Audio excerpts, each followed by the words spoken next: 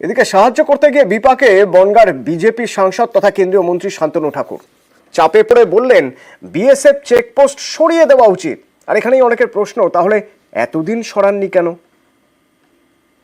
হাকিমপুরে একটা নাকা checking post আছে, তো সাধারণ মানুষের যে নিত্য প্রয়োজনীয় খাবার জিনিসপত্র সেটা নিতে গেলে তাদের অনেক অসুবিধা হয়। তাদের পুরো চেক করে প্যাকেট খোলে, তারপরে প্যাকেট খুলেটা আমি বিএসএফকে বহুবার বলেছি। ইভেন শুধু এটা নয়, ওখানে সম্বন্ধ তৈরি হয় বা বিয়ের কোনো প্রস্তাব আসে, তাদেরকে পুরো জামা প্যান্ট খুলে চেক করিয়ে তারপরে ভেতরে পাঠানো হয়। এগুলো সম্পূর্ণভাবে একটা সমাজবিরোধী কাজ চলছে।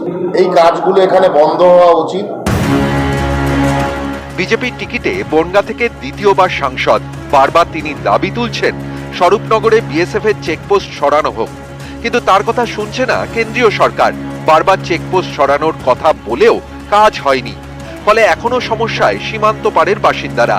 তাদের সাহায্য করতে গিয়ে এবার উল্টে বিতর্কের মুখে শান্তনু ঠাকুর। সম্প্রতি তার নামের একটি লেটার হেড সামনে এসেছে, যেখানে জিয়ারুল গাজী নামে এক ব্যক্তিকে গরুর মাংস নিয়ে চেকপোস্ট পার করার ছাড়পত্র দেওয়া হয়েছে। এমনি তো বিএসএফ একটা অসুবিধা করে রেখেছে নাকা চেকিং দিয়ে, তো সেখানে আমার প্যাড যদি ইউজ করে তাদের যদি নিত্য প্রয়োজনীয় সুবিধা তারা পেতে পারে, তাহলে সেখানে আমি মনে করি সেটা অসামাজিক কাজ নয়। এখন বিএসএফই করেছে, কোন সংবাদ মাধ্যম এটা নিয়ে একটা ভুল প্রচার করেছে। উত্তর চব্বিশ পরগনার স্বরূপনগরের হাকিমপুর বাংলাদেশ সীমান্ত লাগোয়া গ্রাম। গ্রাম থেকে বাজারে যেতে হলে পেরোতে হয় বিএসএফ এর চেকপোস্ট। অভিযোগ, এখানেই সমস্যা। সংসারের টুকিটাকি জিনিসপত্র কিনতেও পোহাতে হয় নানা ঝক্কি।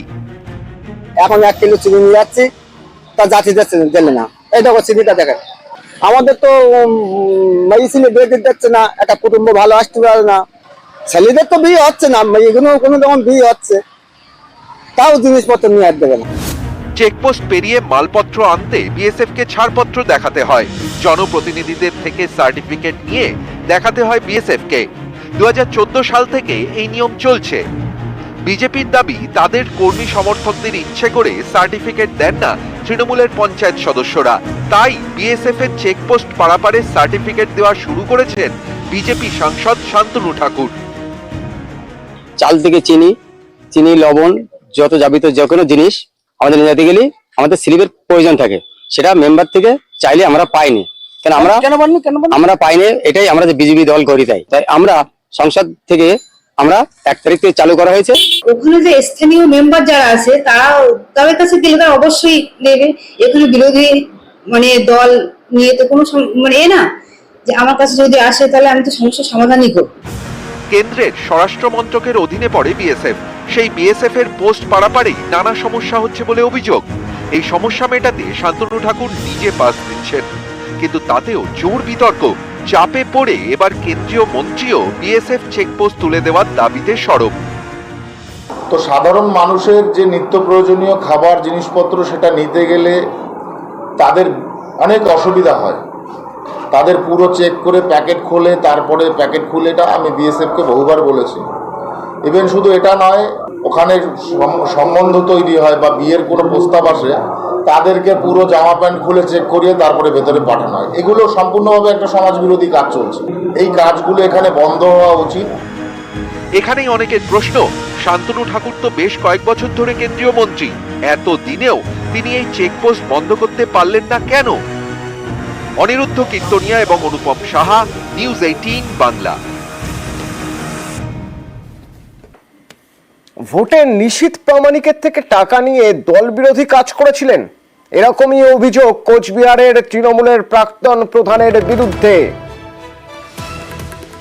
এবং কোচবিহারের তৃণমূলের প্রাক্তন প্রধানকে দল থেকে বহিষ্কার করা হলো। পঞ্চায়েত সদস্য সহ 5 জনকে বহিষ্কার করা হলো। কাদের বহিষ্কার করা হলো, কি পরিচয় তাদের, কি অভিযোগ তাদের বিরুদ্ধে? শুভঙ্কর প্রতিনিধি আমার সঙ্গে রয়েছেন। শুভঙ্কর। হ্যাঁ তনু, দেখো, কোচবিহার লোকসভা নির্বাচনে কোচবিহার লোকসভা কেন্দ্রের তৃণমূল প্রার্থী জগদীশ বর্মা বসুনিয়া জয়ী হয়েছে। তবে একটা অভিযোগ ছিল, দলের একাংশ নেতাকর্মী বিজেপি প্রার্থীর কাছ থেকে টাকা নিয়ে দলবিরোধী কাজ করেছে ভোটের সময়। এই অভিযোগটা নিয়ে দলীয় স্তরে তদন্ত হয়। কিছুদিন আগে কোচবিহার জেলা তৃণমূলের একটা বর্ধিত কমিটির সভা হয়, সেই সভায় সিদ্ধান্ত নেওয়া হয় যাদের বিরুদ্ধে এসব অভিযোগ উঠবে সেগুলো তদন্ত করে তাদের বিরুদ্ধে দল ব্যবস্থা নেবে, এবং তারপরেই দেখা যায় একটা যেসব নেতাদের বিরুদ্ধে অভিযোগ উঠছে তাদের মধ্যে হাড়িভাঙা গ্রাম পঞ্চায়েতের এক পঞ্চায়েত সদস্য রয়েছে, সুটকাবাড়ি গ্রাম পঞ্চায়েতের প্রাক্তন প্রধান, ঝাংডিঙ্গুড়ি গ্রাম পঞ্চায়েতের দুজন তৃণমূল কর্মী, এই সব নেতাদের সহ মোট 5 জনের বিরুদ্ধে দলবিরোধী কাজ এবং বিজেপি প্রার্থীর কাছ থেকে টাকা নিয়ে বিজেপির হয়ে ভোট করানোর অভিযোগ রয়েছে। এদের জন্য এই 5 জনকে গতকাল রাতে বহিষ্কার করা হয়। কোচবিহার জেলা তৃণমূল সভাপতি অভিজিৎ দেব ভৌমিক জানান যে যারাই দলবিরোধী কাজ করবে তাদেরকে দল আইন অনুযায়ী ব্যবস্থা নেবে। অতনু, ধন্যবাদ।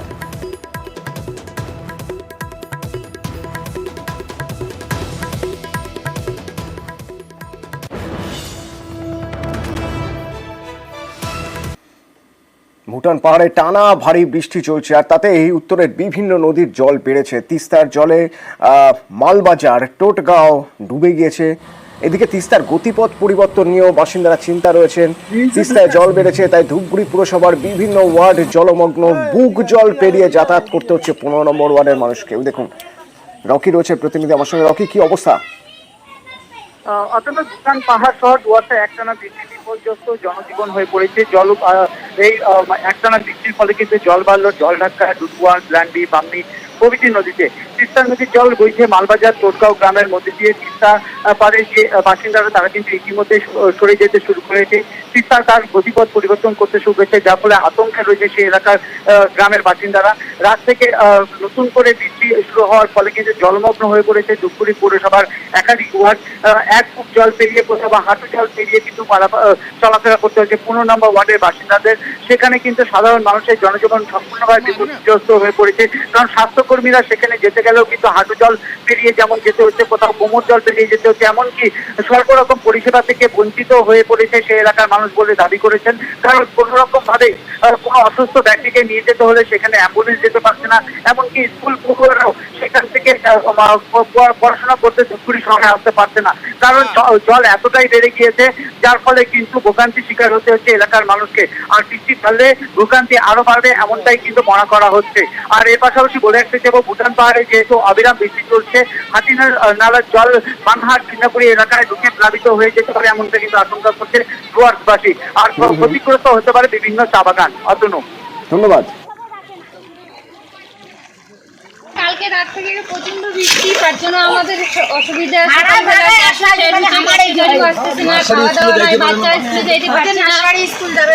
জল কতটুকু উঠছে? জল তো 1 হাত আমার উপরে।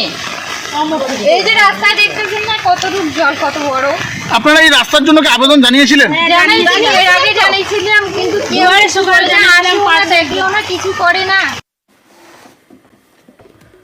উত্তরবঙ্গের একাধিক জেলায় বন্যা হতে পারে আশঙ্কা প্রকাশ করছেন মুখ্যমন্ত্রী। জেলা শাসকদের নির্দেশ দিলেন 24 ঘন্টা নজরদারি চালাতে, প্রয়োজনে ছুটি বাতিল করে কাজ করতে হবে।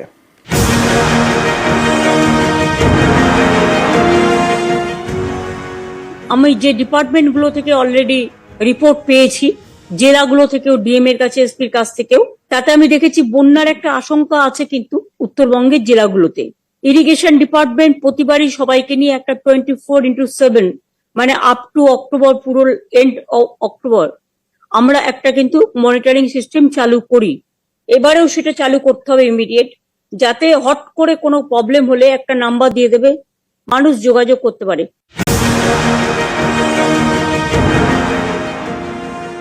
পাশে ভুটান আছে, ভুটানের থেকে জল চলে আসে, সেই ভুটানের জলে আলিপুরদুয়ার ভাসে, জলপাইগুড়ি ভাসে, তার সাথে যুক্ত হয় বৃষ্টির জল, সবকিছু মিলেমিশে বন্যায় পরিণত হয়। জেলাগুলোও ডিস্ট্রিক্ট ম্যাজিস্ট্রেটের আন্ডারে, আর লাইন ডিপার্টমেন্টের সকলকে নিয়ে একটা 24x7 একটা প্রোগ্রাম করবেন, যাতে কোনো জায়গায় কোনো ঘটনা ঘটলে সঙ্গে সঙ্গে বিডিও বা পঞ্চায়েত মারফত আপনারা খবরটা পেতে পারেন, বা মিউনিসিপ্যালিটি মারফত। কালিম্পং এর সিচুয়েশন নর্মাল। 10 নম্বর জাতীয় সড়কে ধস নেমেছে, এনএইচএআই এবং পিডব্লিউডি তারা রিপেয়ার করছে।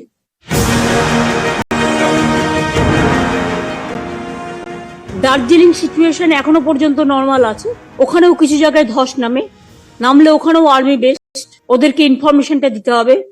যাতে ওরা রিপেয়ারটা চটপট করে, আর জিটিএ কেও কনসাল্ট করে নেবে। দক্ষিণ দিনাজপুরে সিচুয়েশন এখনো নর্মাল, কিন্তু পুনর্নভা নদী বিপদসীমার উপর বইছে, পুনর্ভবা যেটা। সুতরাং আমার মনে হয় এটা বিপদসীমার উপর বইলে কোন জায়গাগুলো এফেক্টেড হতে পারে, সেখানে আশেপাশে বাড়িঘর আছে কিনা সেটা দেখে নিতে হবে, এবং পাবলিককে দরকার হলে সরিয়ে আনতে হবে। সেই শেল্টারগুলো ডিএমএসপিদের কথা বলে এখন থেকে নজর রাখতে হবে।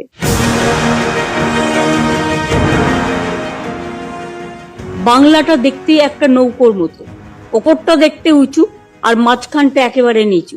জলগুলো ওপর থেকে আসছে আর আমাদের সেটাকে হজম করতে হচ্ছে। প্রতি বছর কোটি কোটি টাকা খরচা করেও আমরা এর থেকে রেহাই পাচ্ছি না। রাস্তায় ধস নেমেছে, অনেক জায়গায় ভেঙে গেছে নদীর পাড়, তাই নজর রাখতে হবে। এরকম কোনো ঘটনা ঘটলে রাস্তা ভেঙে যাওয়া, বিশেষ করে ওগুলো ন্যাশনাল হাইওয়ে, সেন্ট্রাল গভর্নমেন্টকে জানাতে হবে সঙ্গে সঙ্গে ব্যবস্থা নেওয়ার জন্য। এবং নর্থ বেঙ্গল, সিকিম, বিশেষ করে পাহাড়ি এলাকাগুলো আর্মিরা যাতায়াত করে, সুতরাং এটা আর্মিদের দায়িত্ব টু রেস্টোর দ্য সিচুয়েশন। ধস নামলে ডিএমদের এটা জানিয়ে রাখছি এবং এসপিদের।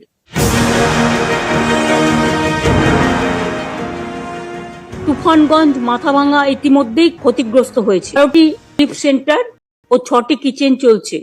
24x7 একটা ডিজাস্টার ম্যানেজমেন্ট সিস্টেমের আমরা করছি।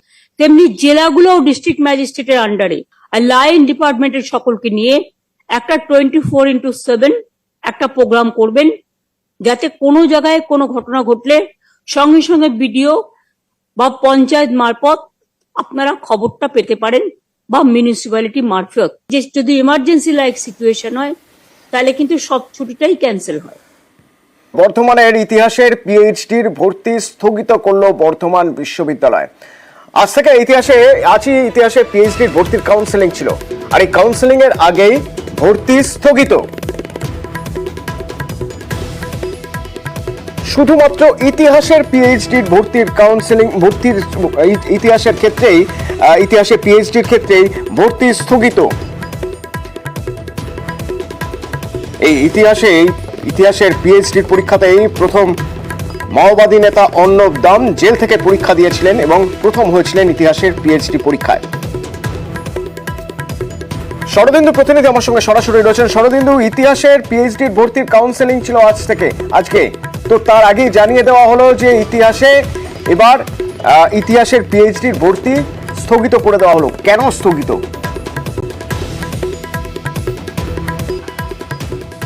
দেখো, গতকাল সন্ধ্যের দিকে এই নোটিফিকেশন জারি করেছে বর্ধমান বিশ্ববিদ্যালয় কর্তৃপক্ষ, এবং সেখানে কিন্তু কোনো উল্লেখ করা নাই। বলা হয়েছে অনিবার্য কারণবশত আজ শুধুমাত্র ইতিহাসের পিএইচডির যে কাউন্সেলিং সেটা স্থগিত থাকছে।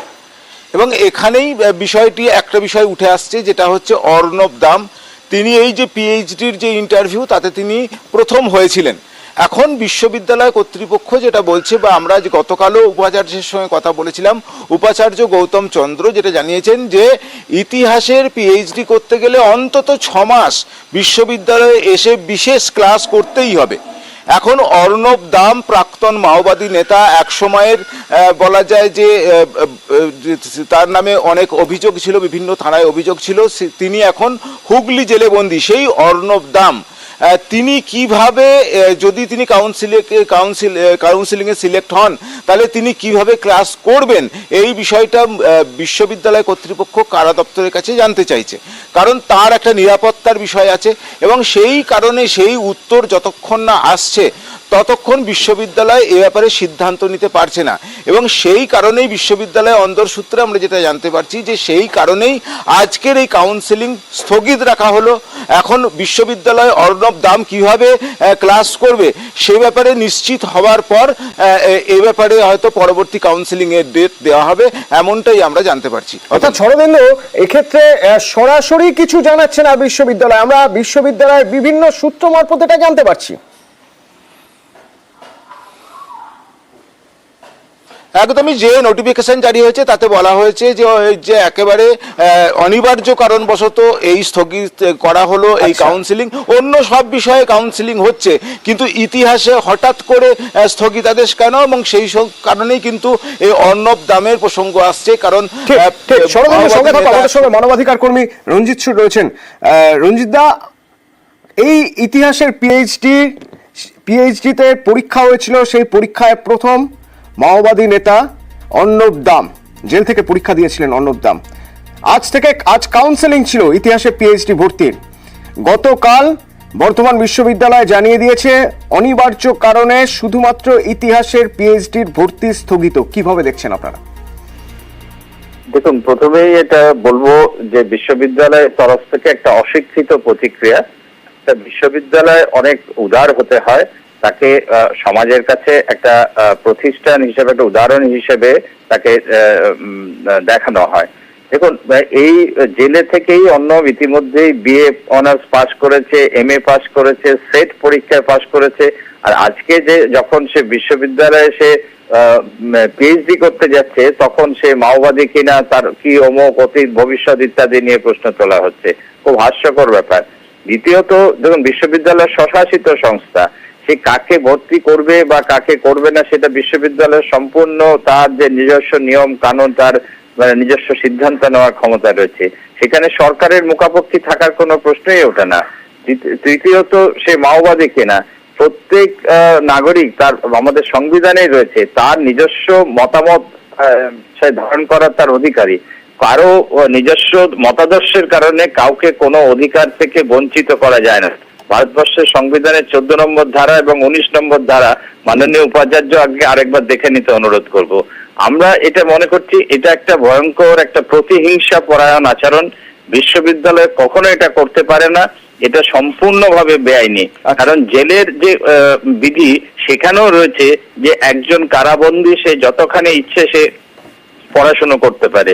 আপনারা এবারেই জানেন যে জেল থেকে দুজন এবার নির্বাচনে প্রার্থী হয়ে পার্লামেন্টে নির্বাচিত হয়েছে, একজন কাশ্মীর থেকে, একজন পাঞ্জাব থেকে, এবং দুজনের বিরুদ্ধেই অভিযোগ হচ্ছে তারা উগ্রপন্থী বলে অভিযুক্ত।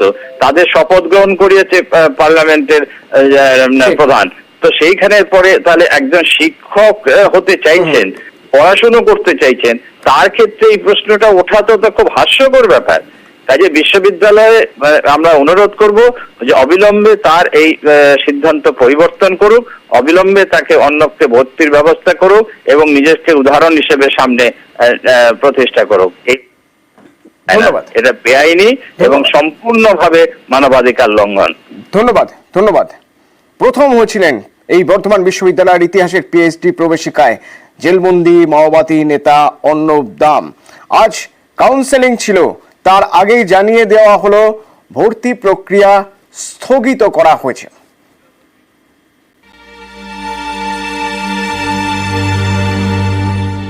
ইতিহাস নিয়ে গবেষণা করার ইচ্ছে, সেই ইচ্ছে পূরণের পথে ইতিহাস গড়লেন জেলবন্দি মাওবাদী নেতা অর্ণব দাম। বর্ধমান বিশ্ববিদ্যালয়ে পিএইচডির প্রবেশিকায় ফার্স্ট অর্ণব দাম, 250 জনের মধ্যে প্রথম হয়েছেন। আমরা যদিও তাকে শুধুমাত্র একজন পড়ুয়া হিসেবেই দেখেছি, তার গবেষণা করবার অ্যাকিউমেন্ট কতটা রয়েছে সেটাই দেখেছি, কিন্তু একজন বিচারাধীন সাজাপ্রাপ্ত আসামি এই যে মেইন স্ট্রিম হওয়ার চেষ্টা করছেন, গবেষণা করছেন, এটা আমার কাছে অত্যন্ত ইতিবাচক। পুরো বোর্ড অত্যন্ত মেধাবী দেখেছি তাকে, এবং তিনি অত্যন্ত কনফিডেন্ট ছিলেন। তাকে একজন গবেষক হিসেবেই আমরা জাজ করেছি। মাওবাদী নেতা অর্ণব দাম ওরফে বিক্রম ছোট থেকেই মেধাবী। খড়গপুর আইআইটিতে ভর্তি হন মেকানিক্যাল ইঞ্জিনিয়ারিং। 3টি সেমিস্টারের পরেই হঠাৎ নিখোঁজ। পরে নাম লেখান মাওবাদীদের দলে। 2010 সালে শিলদা ইএফআর ক্যাম্পে মাওবাদী হামলায় জড়িত। 2012 সালে আসানসোল থেকে গ্রেপ্তার করা হয় অর্ণব দামকে। জেলবন্দি জীবন, তার মাঝেই আবার পড়াশোনা শুরু। জেল থেকেই পরীক্ষা দিয়ে ইতিহাসের স্নাতক হন, তারপর স্নাতকোত্তর। জেল কর্তৃপক্ষকে জানিয়েছিলেন অধ্যাপনা করতে চান, সেই মতো ন্যাশনাল এলিজিবিলিটি টেস্ট বা নেটে বসার আবেদন জানান, কিন্তু প্রশাসনিক জটিলতায় শেষ পর্যন্ত নেট দিতে পারেননি। কিন্তু অর্ণব থেমে থাকেননি, জেলে বসে পড়াশুনো করেই সেট পাশ করেন। এরই মাঝে সাজা ঘোষণা। গত বছরের ফেব্রুয়ারিতে যাবজ্জীবন সাজা হয় মাওবাদী নেতা অর্ণব দামের। গত মার্চ থেকে তিনি বন্দী হুগলি জেলে। সেখান থেকেই পিএইচডি করার আর্জি জানান অর্ণব। সেই মতো বর্ধমান বিশ্ববিদ্যালয়ে ইন্টারভিউয়ের ব্যবস্থা করা হয়। সেখানে পিএইচডির প্রবেশিকায় তিনি ফার্স্ট বয়। আমরা আশা করব তার পড়াশোনার ক্ষেত্রে আরো সুবিধা, জেলে যাতে আরো কম সময় থাকতে হয়, যাবজ্জীবন হলো তার একটা বিশেষ ব্যবস্থা, মুক্ত বাতাসে তার এই পড়াশোনা যাতে করতে পারে, উপযুক্ত জায়গায় তার কর্মসংস্থান, সেবামূলক কাজে তার ইচ্ছা যদি থাকে সেগুলোকে করতে দেওয়ার সুযোগ যাতে হয় এই সরকারের কাছে আবেদন করছি। নিউজ 18 বাংলা।